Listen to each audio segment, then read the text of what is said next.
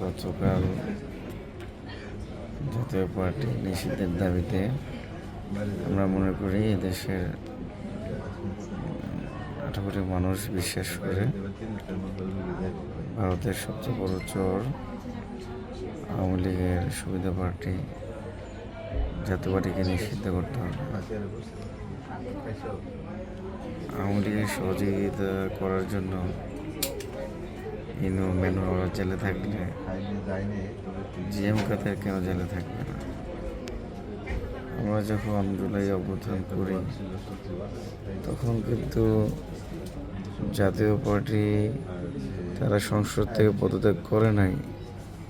আওয়ামী লীগ পালা গেছে, শেখ হাসিনা পালা গেছে, তাই সেই সংসদ বাতিল হয়েছে। আমরা কালকে শান্তিপূর্ণ সেই প্রোগ্রাম করলাম, মিছিলে করলাম। আমাকে ব্যক্তিগতভাবে ওখানে সেনাবাহিনীর যে দায়িত্বে সিও ছিলেন রাকিব নামে, উনি আমাকে ডেকে নিয়েছিলেন জাতীয় পার্টির সামনে। আমি কথা বলেছিলাম, আমরা কথা বলে তিনি আমাদের কাছে অনুরোধ করার কারণে আমি আমার নেতাকর্মীদেরকে নিয়ে কার্যালয়ের সামনে চলে এসে আমাদের কার্যালয়ের সামনে সেখানে নূরভাই সহ আমাদের অনুরোধ মিডিয়া ব্রিফ করার জন্য প্রস্তুতি নিচ্ছিলেন। সেখানে সেনাবাহিনী এসে যেভাবে হামলা করছে, আমরা যাদেরকে দেশপ্রেমিক হিসেবে সম্মান করি, আস্থা রাখি, ভরসা করি, আমার মনে হয়েছে সেনাবাহিনী যেন আওয়ামী ভ্যানগার্ড হিসেবে আমাদের উপর হামলা চালিয়েছে। এই জাতীয় পার্টি কি আমাদের রক্তের চেয়ে তাদের কাছে গুরুত্বপূর্ণ?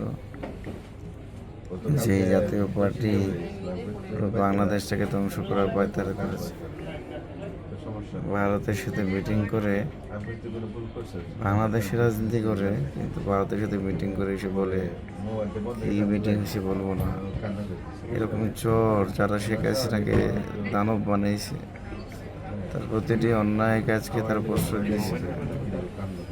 আমরা তো বারবার ডাকছিলাম আন্দোলনের সময়, জুলাইয়ের সময়, তখন তো জাতীয় পার্টি সাড়া দেয় নাই, তখন তো জাতীয় পার্টি সংসদ থেকে পদত্যাগ করে নাই। সেই জাতীয় পার্টিকে রক্ষা করার জন্য সেনাবাহিনী আমাদের উপর হামলা করেছে। তাদেরকে আমরা পরিচয় দিতেছিলাম বারবার, যে ভাই নাজমুল ছাত্রলীগের সেক্রেটারি, নূর ভাই এখানে আছে, কথাই শোনেন এখানে এলোপাতির মাঠে। আবার কোমরে তো এখনো পর্যন্ত ব্যথা। ডাক্তার বলছে যে এখানে কোমরের হাড় সমুদ্র ভেঙে গেছে, আর ডান পায়ে ফ্র্যাকচার হয়েছে। আমার চোখে বোতলে মারছে, আমার চোখে চশমা থাকার কারণে চশমা ভেঙে গেছে। আমার ডান চোখে আমি এখন একটা ঝাপসা দেখি। আমার প্রস্রাবের সমস্যা হচ্ছে, ডাক্তার বলল। আসলে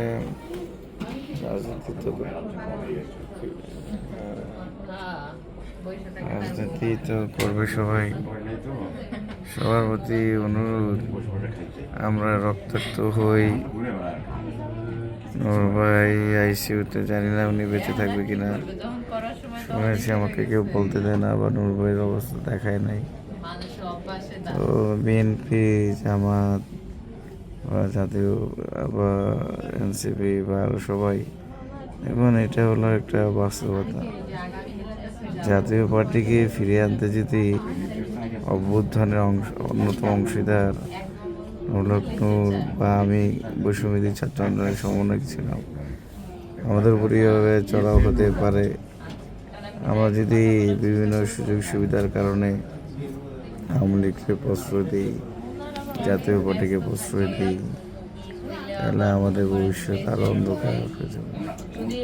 সবার প্রতি অনুরোধ, এই আওয়ামী মাফিয়াদের, জাতীয় পার্টির ছদ্মবেশে আওয়ামী লীগ ক্যাডারদেরকে আপনারা প্রতিহত করুন। তাদের রাজনীতি যেন নিষিদ্ধ হয়, সেই জন্য সবাই একসাথে কথা বলুন।